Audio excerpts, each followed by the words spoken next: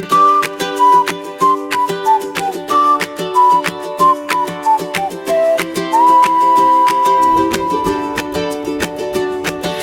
DDS na tanga nasa kanto, nagkakanta, parang may sariling planeta. Walang pake kahit mali na.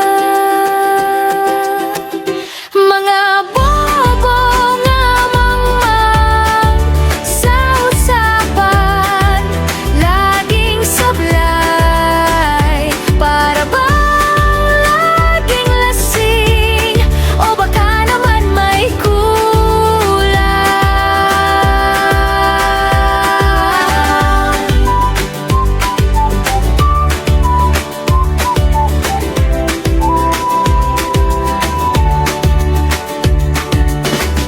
Tatlo kung magdebate, walang basehan, puro galit, parang si tatay nilang nakakulong sa sariling bangungot at tanong. Sino ba ang tunay na hari?